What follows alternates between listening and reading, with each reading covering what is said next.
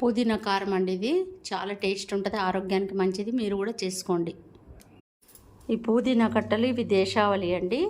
ఈ పుదీనా హైబ్రిడ్ కాదు, దేశావళి. ఇవి 10 కట్టలు తీసుకున్నానండి. ఇది పొడి చేసుకోవడానికి.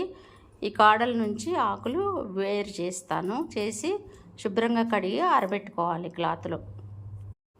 కాడలు వేరు చేసి పుదీనా ఇప్పుడు ఆరబెట్టుకోవాలి. ఒక క్లాత్లో ఆరబెట్టుకుంటే అంత పొడి పొడి ఆరిన తర్వాత పుదీనా కారపొడి చేసుకోవాలి. తడి లేకుండా ఒక రోజంతా ఆరబెట్టుకోవాలి. పుదీనా ఆకు మంచిగా చక్కగా తడి లేకుండా ఎండిపోయింది, ఎండాకాలం కదండి, ఎండిపోయినాయి. స్టవ్ మీద ప్యాన్ పెట్టి 1 స్పూన్ ఆయిల్ వేసుకొని మినపప్పు, శనగపప్పు, జీలకర్ర, కొంచెం ఆవాలు వేసుకొని వేయించుకోవాలి. ధనియాలు కూడా వేయించుకోవాలి. కొంచెం కరివేపాకు కూడా వేసుకోవాలి. ఇది మంచిగా కడిగి ఆరబెట్టుకున్న కరివేపాకు. పోపులకు వేసుకునే మిరపకాయలు కడిగి ఆరబెట్టాను, ఎండిపోయినాయి. వేయించి తీసాను. ప్యాన్లో 1 స్పూన్ ఆయిల్ వేసి నేను ఒక 25 మిరపకాయలు తీసుకున్నానండి. మీకు ఎంత కారం తక్కువ తింటే తక్కువ వేసుకోండి, ఎక్కువ తింటే ఎక్కువ వేసుకోండి.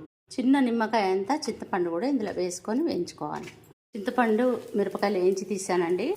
ఇందులోనే కొంచెం సగం, ఎక్కువ వేయించకుండా కొంచెం వేయించుకొని తీయాలి ఎల్లిపాయలు. ప్యాన్లో 1 స్పూన్, చిన్న స్పూన్ వేసి నూనె, ఇందులో ఇప్పుడు ఈ పుదీనా కొంచెం వేయించుకొని తీయాలి. ఇవన్నీ చల్లారిపోయినాయండి.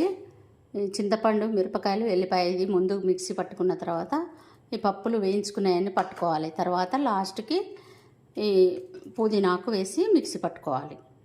ఇందులో తగినంత ఉప్పు వేసుకొని మిక్సీ పట్టుకోవాలి. ఈ పప్పులు ఇవి మెత్తగా అయిపోయినాయి. ఇప్పుడు ఆకు వేసుకుందాం పుదీనాకు. ఇప్పుడు మొత్తం మిక్సీ పట్టుకుందాం. పుదీనా కారం రెడీ అయిపోయిందండి. మీరు కూడా చేసుకోండి, చాలా బాగుంటుంది.